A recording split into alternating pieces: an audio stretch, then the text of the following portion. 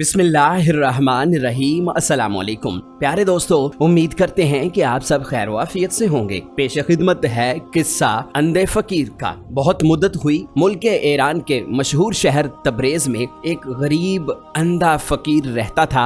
वो मुंह अंधेरे उठता, बाएं हाथ में लकड़ी का एक बड़ा सा प्याला लेता और दाएं हाथ में लाठी संभाल कर बाजारों में भीख मांगने निकल खड़ा होता। सारा दिन गली गली ऊंची आवाज में भीख मांगता और जब सूरज मगरिब की तरफ झुकने लगता तो शहर से बाहर अपनी टूटी फूटी झोंपड़ी में रात बसर करने आ जाता। अंधे फकीर की आवाज में बड़ा दर्द था। भीख मांगते हुए वो तरह तरह के नसीहत अमेज जुमले भी ऊंची आवाज में कहता जाता। ये जुमले उन लोगों के दिलों पर बहुत असर करते थे जिनके दरवाजे पर फकीर रोजाना भीख मांगने जाया करता था।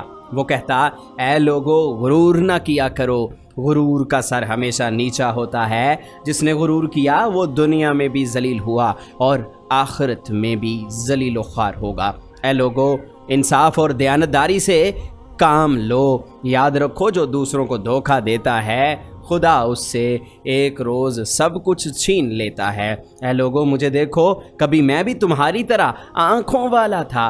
कभी इस शहर में मेरी भी बड़ी इज्जत थी, लेकिन आज मैं अपने गुनाहों की सज़ा पा रहा हूँ। खुदा के लिए कभी किसी को धोखा ना देना। इस किस्म की आवाज़ें ये फ़कीर लगाता रहता था। एक रोज़ वो शहर के गली कूचों में घूम रहा था। एक अमीर आदमी उससे मिला और कहने लगा कि ए बाबा, मैं बहुत अरसे से तुम्हें देख रहा हूँ। जो तुम आवाज़ें लगाते हो वो भी मैं सुनता हूँ। ऐसा लगता है कि तुमने बड़ी मुसीबतें झेली हैं। आओ आज मेरे पास बैठो और अपनी कहानी सुनाओ। फिक्र मत करो, जिस कदर भी तुम्हें दिन भर रोज़ी मिलती है वो मैं तुम्हें दे दूंगा। शर्त सिर्फ ये है कि अपनी दुख भरी दास्तान बिल्कुल सच सच मुझे सुनाओ। अंधे फकीर ने अपनी लाठी और भीख मांगने का प्याला वहीं ज़मीन पर रख दिया और उस नेक दिल अमीर आदमी को दुआएं देता हुआ बोला, मियाँ, अल्लाह तुम्हें खुश रखे। मुझ गरीब की आप भीती सुनकर तुम क्या करोगे? बस जो मैं कहा करता हूँ उस पर अमल किया करो, क्योंकि मैं ऐसा जलील और संग दिल इंसान हूँ कि मेरी दास्तान सुनने के बाद तुम मुझे धक्के देकर अपने घर से निकाल दोगे। अमीर आदमी ने अंधे फकीर को यकीन दिलाया कि वो हरगिज़ ऐसा नहीं करेगा, बल्कि वो तो इबरत हासिल करने के लिए उसकी कहानी सुनने का ख्वाहिशमंद है। अंधे फकीर ने ठंडी आह भरी और यूं अपनी कहानी शुरू कर दी। जनाब, मैं शहर तबरेज का रहने वाला हूँ और अपने बाप का अकलौता बेटा हूँ। मेरे बाप ने बड़ी शफकत से और मोहब्बत से मेरी परवरिश की। मैं जब छोटा सा था तो मेरी माँ मुझे छोड़कर मर गई थी और मेरी देखभाल करने वाला मेरे बाप के सिवा कोई न था। मेरा बाप निहायत गरीब आदमी था। सारा दिन घूम फिर कर मुख्तलिफ चीज़ें बाज़ारों में बेचता। वो अपने काम में बड़ा मेहनती और दयानतदार था, इसलिए अल्लाह ने उसके कारोबार में बरकत दी। आहिस्ता आहिस्ता उसके पास खासी दौलत जमा हो गई। उसने शहर के एक बारौनक बाज़ार में दुकान खरीद ली। कुछ अरसे के बाद उसने जवाहरात की खरीदो फरोख्त का काम शुरू कर दिया। ये काम इतना चला कि थोड़े ही अरसे में शहर में मेरे बाप की बड़ी शान बन गई। दूसरे ताजर और जौहरी उसे ज़बानी वादे पर हज़ारों बल्कि लाखों के जवाहरात दे दिया करते थे और सारे शहर में बल्कि पूरे मुल्क में मेरे बाप की ईमानदारी की धूम थी। हर शख्स उसकी इज्जत करता था।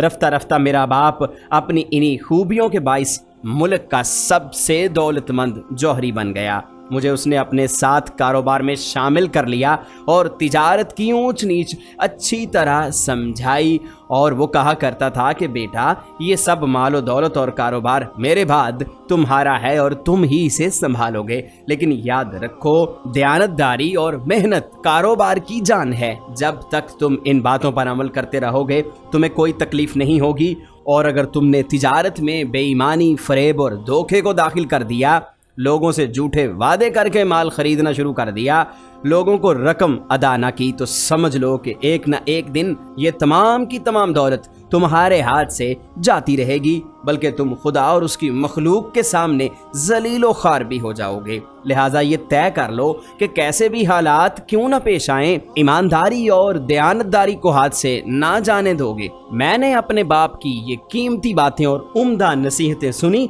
और उससे वादा किया कि मैं हमेशा इन पर अमल करूँगा।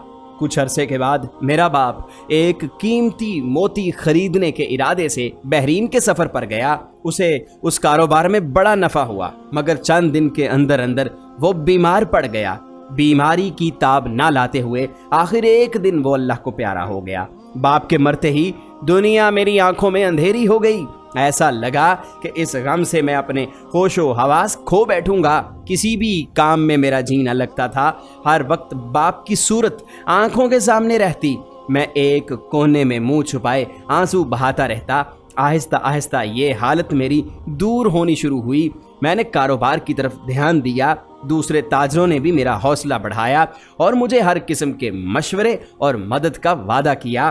गर्ज मैं दुकान पर बैठने लगा और वो तमाम लोग जो मेरे बाप के ग्राहक थे, जो मेरे बाप की जिंदगी में जवाहरात खरीदने दुकान पर आते थे, वो अब आने लगे।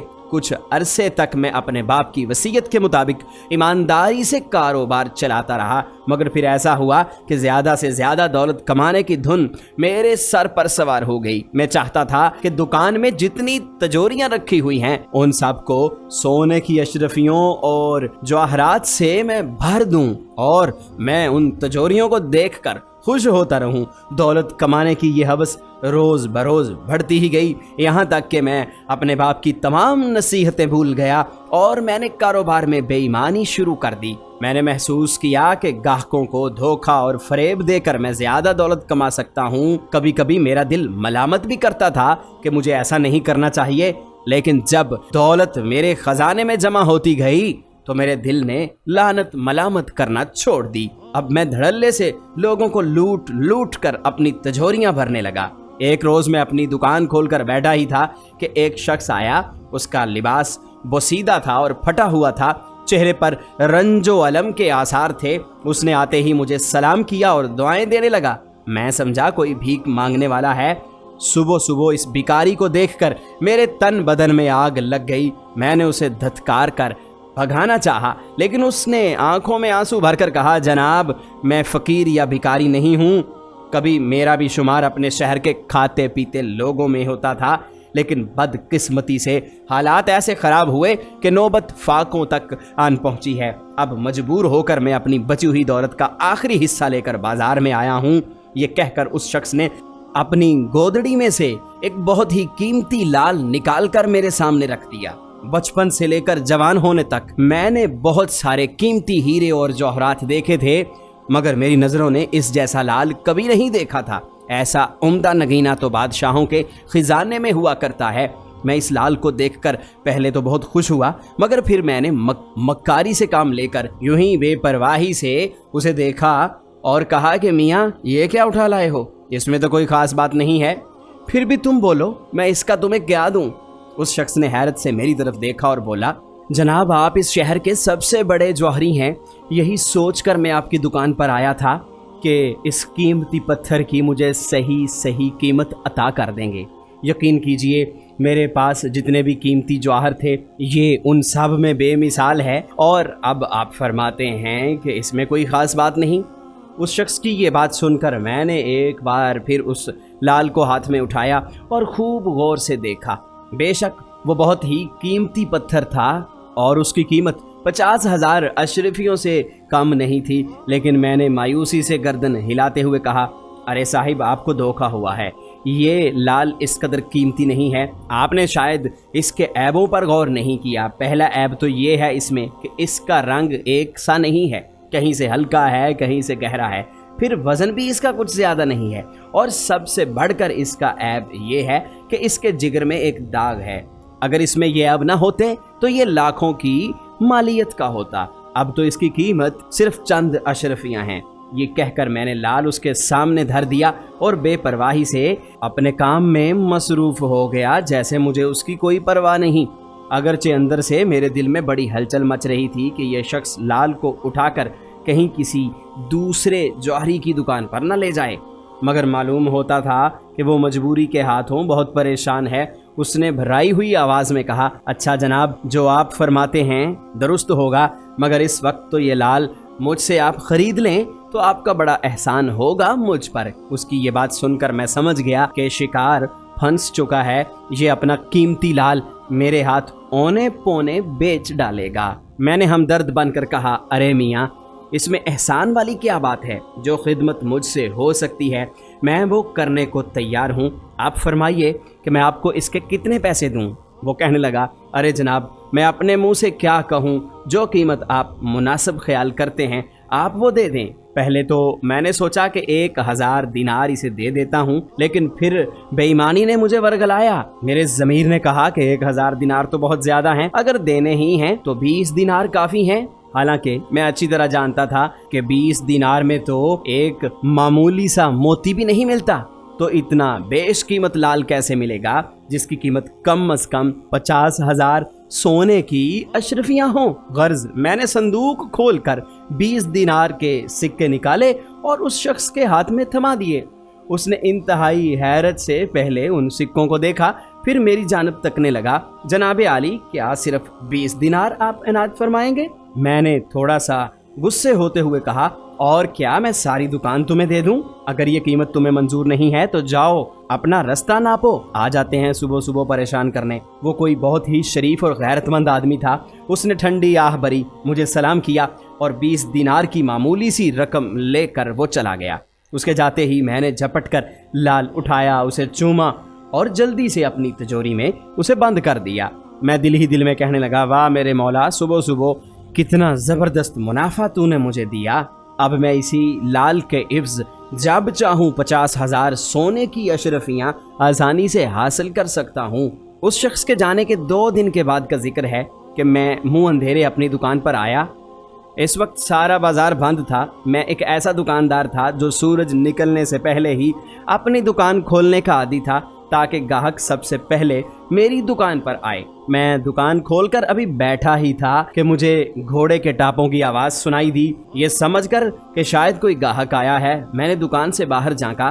کیا دیکھا کہ ایک شخص گھوڑے پر سوار چلا آ رہا ہے۔ میری دکان کے سامنے پہنچتے ہی یکایک وہ گھوڑے کی پیٹھ پر سے زمین پر گرا اور کوئی آواز نکالے بغیر مر گیا۔ سوار کے گرتے ہی کئی راہگیر اور کام کاج پر جانے والے دوڑتے ہوئے آئے اور آتے ہی مجھے گھیر لیا، کیونکہ بدقسمتی سے میں گھڑ سوار کے گرتے ہی اپنی دکان سے نکل کر اس کے قریب پہنچ گیا تھا، اور میرا ارادہ یہ تھا کہ جو کچھ اس کی جیب میں ہوگا وہ نکال کر اپنے قبضے میں کر لوں گا۔ ان لوگوں نے آتے ہی مجھ پر حملہ کر دیا، کوئی مجھے جوتے مارنے لگا، کوئی مجھے لکڑی سے پیٹنے لگا، جس کے ہاتھ میں جو کچھ آیا وہ مجھے مارنے لگا۔ سب لوگ یک آواز ہو کر یہی کہتے کہ گھڑ سوار کو تم نے مارا ہے۔ میں لاکھ دہائی دیتا رہا کہ میں نے اسے مارنا تو دور، میں نے ہاتھ تک نہیں لگایا، لیکن کسی نے میری ایک نہ سنی۔ آنن فانن لوگوں نے میری مشقیں باندھ لیں۔ میں نے اپنے تاجر بھائیوں اور دوسرے دکانداروں کو مدد کے لیے پکارا جو اپنی اپنی دکانیں کھول چکے تھے، لیکن کوئی بھی میری مدد کو نہ آیا۔ سب دور کھڑے تماشا دیکھتے رہے۔ دراصل وہ سب میری بے ایمانیوں اور دھوکے سے اچھی طرح واقف ہو چکے تھے۔ وہ سب مجھ سے نفرت کرنے لگے تھے۔ اتنے میں شہر کا کوتوال سپاہیوں سمیت آ گیا۔ وہ بھی مجھ سے جلتا تھا، کیونکہ ایک موقع پر میں نے اس کی بیوی سے سونے کے ایک ہار کی قیمت 4 گنا وصول کی تھی۔ کوتوال نے آتے ہی پہلے تو میری خوب ٹھکائی کی، پھر گرفتار کر کے شہر کے حاکم کی عدالت میں مجھے لے گیا۔ شہر کا حاکم نہایت ہی بدماش اور بے ایمان آدمی تھا۔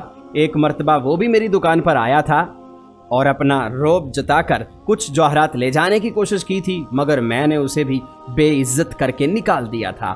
اب جو اس نے مجھے اس حال میں دیکھا تو بڑا خوش ہوا۔ اس نے جب یہ سنا کہ میں نے ایک گھڑ سوار کو جان سے مار ڈالا ہے تو اس نے فوراً مجھے سزائے موت کا حکم سنا دیا۔ میں نے اس کی بڑی منت سماجت کی، بہت قسمیں کھائیں کہ میں اس گھڑ سوار کو جانتا تک نہیں اور نہ ہی میری اس سے کوئی دشمنی تھی، پھر میں اسے کیوں ہلاک کرتا، مگر حاکم نے میری کسی بات پر کان نہ دھرا اور جلادوں کو بلا کر مجھے ان کے حوالے کر دیا۔ اس وقت قتل کے مجرم کو سورج نکلنے سے پہلے پہلے موت کے گھاٹ اتارا کرتے تھے، چنانچہ جلاد نے مجھے موت کی کوٹری میں رات بھر کے لیے بند کر دیا۔ मैं अपनी जिंदगी से बिल्कुल मायूस हो चुका था कि यकायक आधी रात के वक्त कोठड़ी का दरवाज़ा खुला और शहर का हाकिम अंदर दाखिल हुआ। मैं उसे देखकर खड़ा हो गया।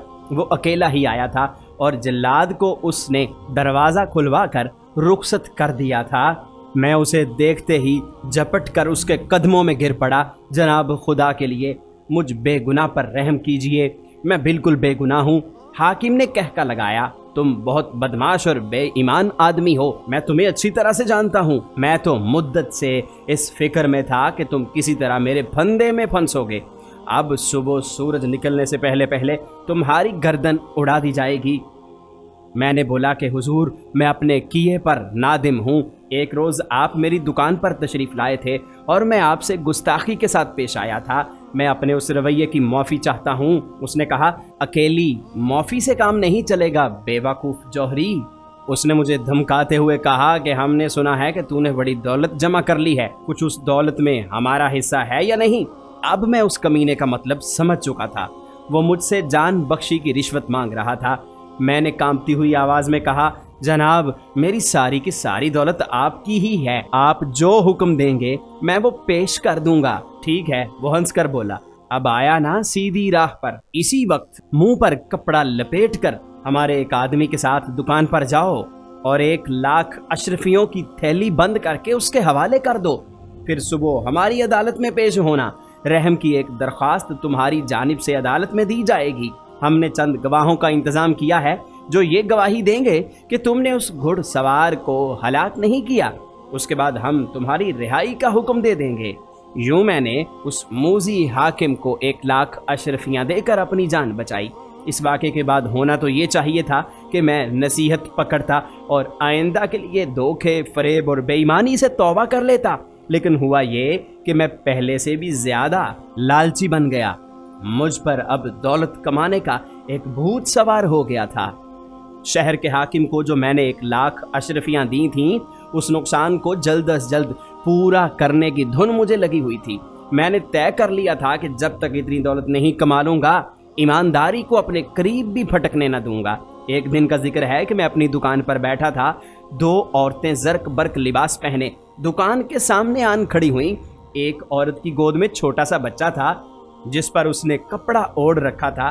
दूसरी औरत के हाथ में एक खूबसूरत तिनकों की बनी हुई टोकरी थी। वो दोनों आपस में बातें करने लगीं। उनकी आवाज़ मेरे कानों तक आसानी से पहुंच रही थी। बच्चे वाली औरत ने अपनी कमीज़ की जेब में हाथ डाला और बहुत सी सोने की अशरफियाँ निकालकर दूसरी औरत को देते हुए बोली, ये अशरफियाँ ले जाओ और हाजी जलाल जौहरी की दुकान पर जाकर उसे दे दो। कहना कि खानम ने अशरफियाँ भेजी हैं। कल तुम जो उसके यहाँ से चंद अंगूठियाँ और हार वगैरह लेकर आए थे, उन चीज़ों की ये आधी कीमत है। हाजी जलाल से कहना कि बाकी की रकम भी कल पहुँच जाएगी। हमें नए जेवरात की ज़रूरत है। हाजी से कहना कि उन्हें जल्द तैयार कर दे, क्योंकि शादी में सिर्फ 10 दिन बचे हैं। मैं यहीं रुक कर तुम्हारा इंतज़ार कर रही हूँ। जल्दी उसका जवाब लेकर आना कि वो कब तक नए जेवरात तैयार कर देगा। खानम से अशरफियाँ लेकर दूसरी औरत चली गई। मैंने सोचा कि ये औरत बड़ी मालदार मालूम होती है, क्योंकि इसने जेब से अशरफियाँ निकाल कर गिने बगैर दूसरी औरत को दी थीं। इनके घर में किसी की शादी की तैयारी भी है और हाजी जलाल जौहरी से इसीलिए इन्होंने जेवरात की फरमाइश की है। चुनाचे मैंने बड़े अदब से उनको सलाम किया और कहा, ए मुअज़्ज़ज़ खातून, आप वहाँ सड़क पर कब तक खड़ी रहेंगी? यहाँ मेरी दुकान में आकर बैठ जाइए। ये सुनते ही वो औरत कुछ शर्माई, फिर झिझकती हुई आई और दुकान के बैरूनी हिस्से में बैठ गई। मैंने कहा, माजरत करता हूँ ए खातून, क्या मैं पूछ सकता हूँ कि हाजी जलाल जौहरी से आपने कौन कौन से जेवर किन किन दामों में ख़रीदे हैं? मैं ये इसलिए पूछ रहा हूँ कि हाजी जलाल कुछ अच्छा ताजर नहीं है, वो ज़्यादा रकम वसूल करने में बहुत बदनाम है। अच्छा ये बात है, औरत ने हैरत से कहा, मगर अब क्या हो सकता था, हमने तो उससे बहुत सी चीज़ें खरीद ली हैं, कपड़े, हीरे, जवाहरात और सोना वगैरह। असल में मेरी छोटी बहन की शादी वज़ीर के लड़के से होने वाली है।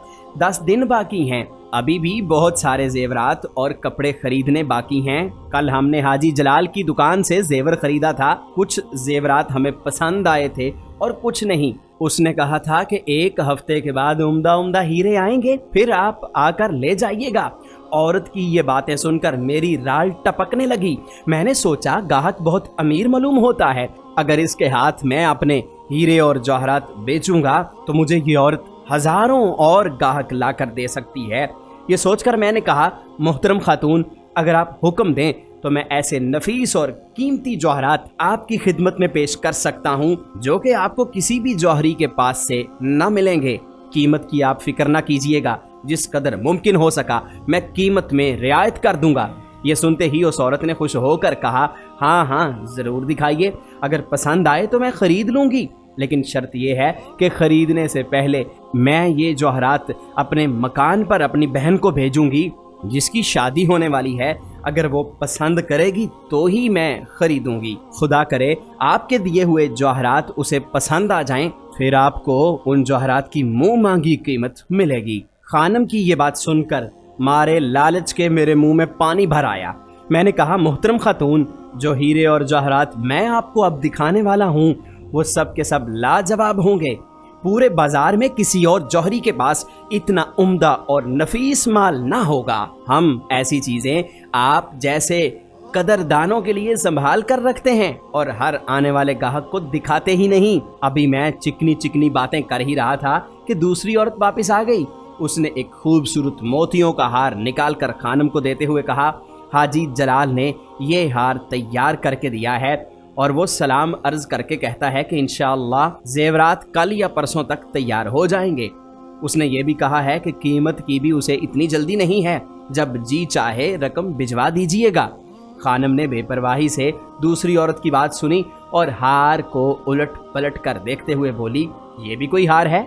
मुझे यकीन है दुल्हन इसे कभी पसंद न करेगी।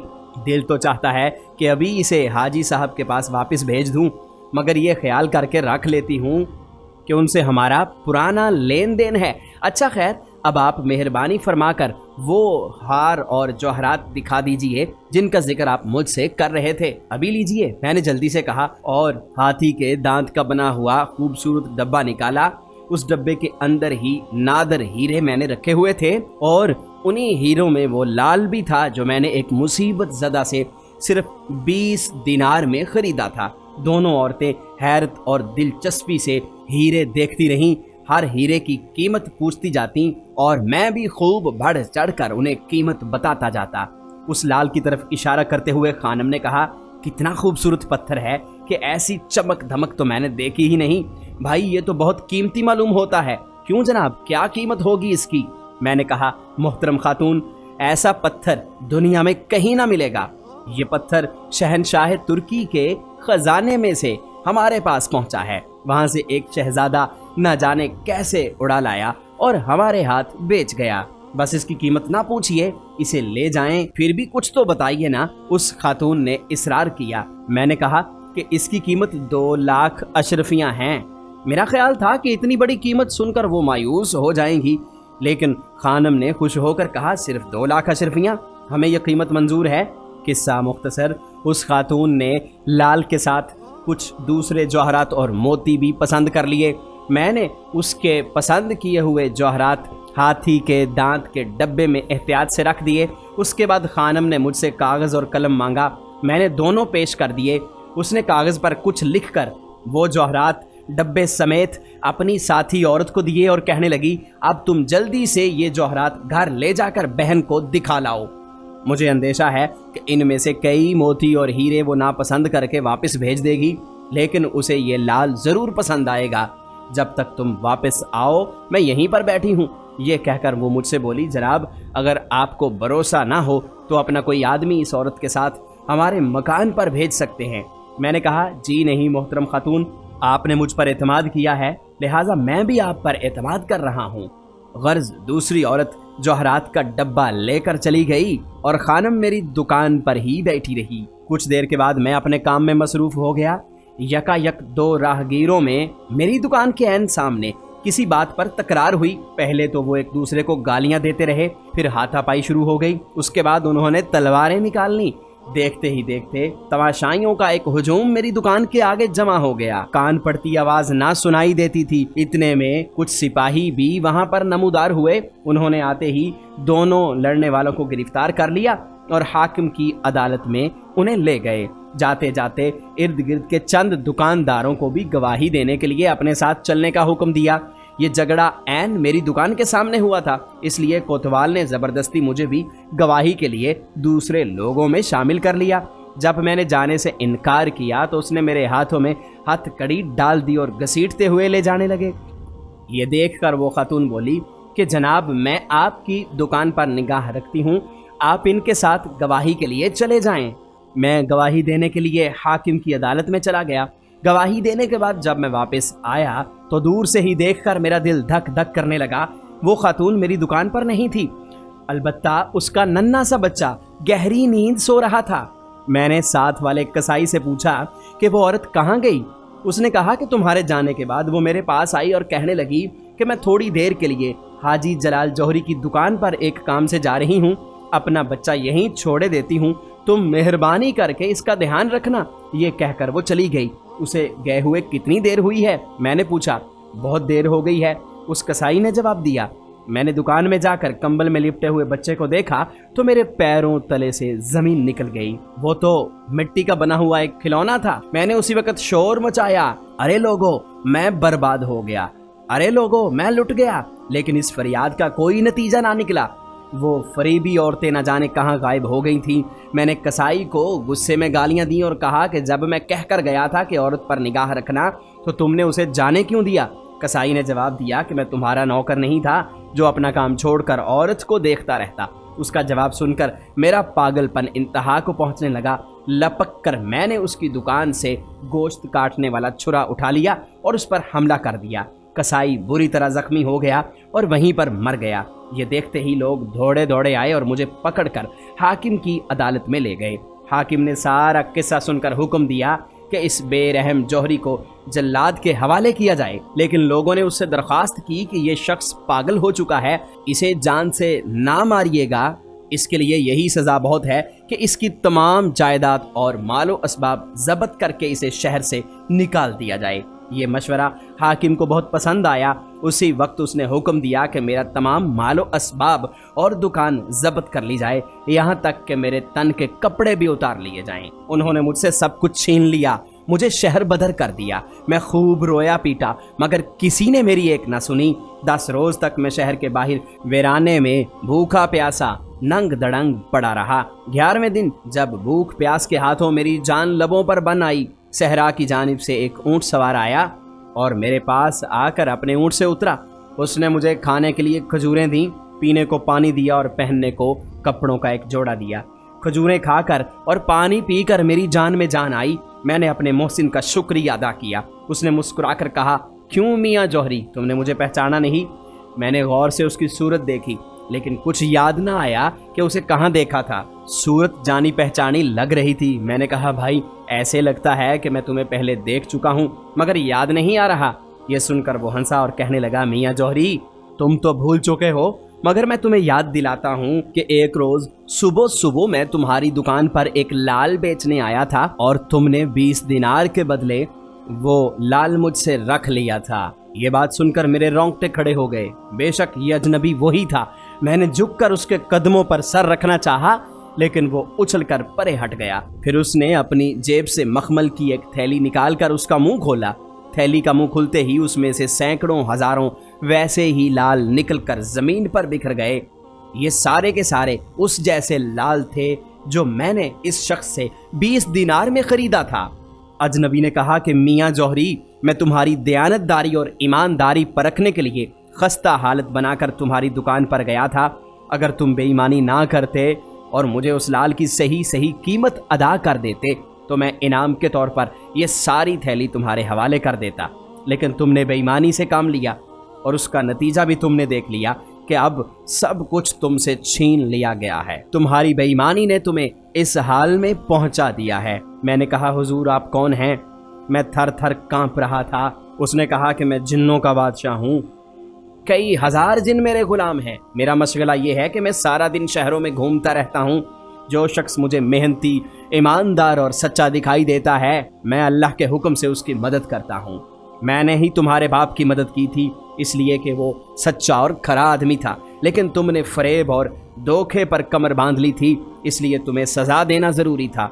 जिन्नों के बादशाह की ये बात सुनकर मैंने रोना और चिल्लाना शुरू कर दिया।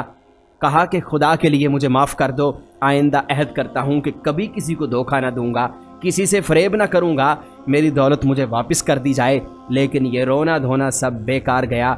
नज़र उठाकर देखा तो वो जिन्नों का बादशाह गायब हो चुका था। वो दिन और आज का दिन मैं धर धर की भीख मांग रहा हूँ, यही मेरा मुकद्दर है। आहिस्ता आहिस्ता मेरी आंखों ने भी जवाब दे दिया और मैं अंधा हो गया। अब तबरेज़ के बाज़ारों और गली कूचों में मैं भीख मांगता हूँ और लोगों को नसीहत करता हूँ कि ऐ लोगों, मेरा हाल देख लो, इबरत पकड़ो। जो शख्स भी सच्चाई, दयानतदारी और ईमानदारी का रास्ता छोड़कर धोखा, फरेब और बेईमानी का रास्ता इख्तियार करता है, वो हमेशा के लिए इस दुनिया में भी ज़लील ख़ार होता है और आखिरत में भी यही रुसवाई उसका मुकद्दर बनती है।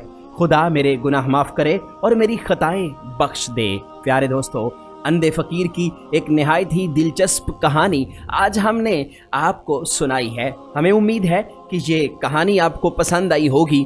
आप इस वीडियो को लाइक ज़रूर कीजिएगा, दोस्तों तक शेयर ज़रूर कीजिएगा और मज़ीद ऐसी ही दिलचस्प वीडियोस के लिए आप हमारा चैनल यूनिवर्सल इन्फो सब्सक्राइब ज़रूर कर लीजिएगा।